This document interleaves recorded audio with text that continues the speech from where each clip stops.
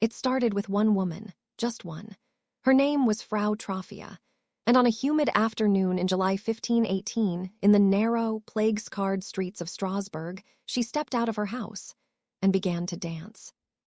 There was no music. There was no joy in her movements. This was not a celebration. Observers described it as something closer to a trance, a possession. Her body twisted and jerked erratically, her eyes rolled back into her head, her breathing shallow and ragged. She danced past the shocked market vendors. She danced past the blacksmith.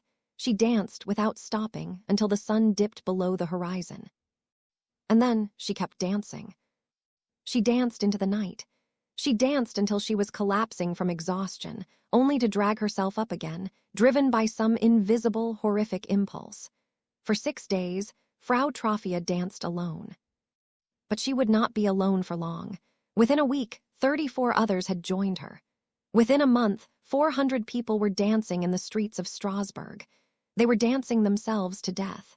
This is the story of the 1518 dancing plague. Welcome to the dark history. To understand the madness, we must understand the world that built it. Strasbourg in 1518 was a place of absolute misery. The Black Death had recently wiped out a third of the population. Everyone was a survivor, and everyone was traumatized. The previous year had seen a total crop failure. People were starving, eating grass and rotten grain. The air was thick with the fear of God's wrath. In this world, a sickness wasn't biological, it was a curse. If you sinned, you were punished. And the most feared punishment was the dance of the damned. The people of Strasbourg weren't just hungry, they were mentally at the breaking point. As Frau Troffea was dragged away to a shrine, the infection didn't stop. It spread through observation. People watching the dancers would suddenly start twitching. Their arms would flail. Their legs would begin a rhythmic, unstoppable pounding against the cobblestones. The local physicians were called in. They were confused. They didn't see a curse. They saw a physical ailment. They diagnosed it as hot blood. Their solution remains one of the greatest blunders in medical history. They believed the only way to cure the dancers was to help them finish the dance. They built stages. They hired professional drummers and fiddlers. They even hired strong men to hold the dancers up so they wouldn't stop when they fainted. They turned the city square into a 24-hour open-air nightmare. This was the peak of the horror. At its height, sources claim 15 people were dying every single day. They weren't dying of the plague. They were dying of heart attacks, strokes, and sheer, brutal exhaustion. Imagine the scene. Hundreds of people, drenched in sweat, their shoes worn away, their feet bleeding onto the stones, screaming for help while their legs continued to move to the beat of the drums. The music that was supposed to save them was now the soundtrack to their execution. The city finally realized its mistake.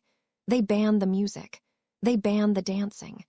They rounded up the survivors and sent them to the mountains in wagons. Hopping a priest could do what the doctors could not.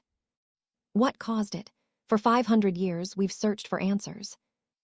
Theory 1, ergotism, a fungus that grows on damp rye bread.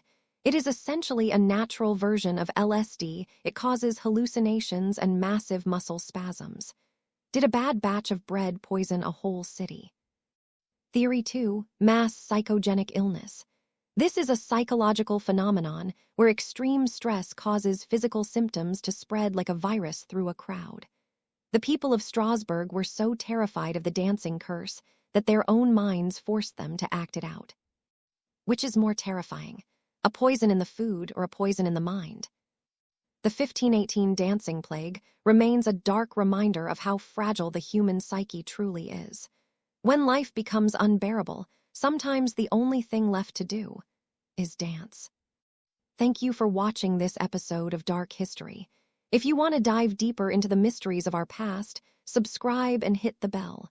Tell me in the comments, was it the bread or the madness?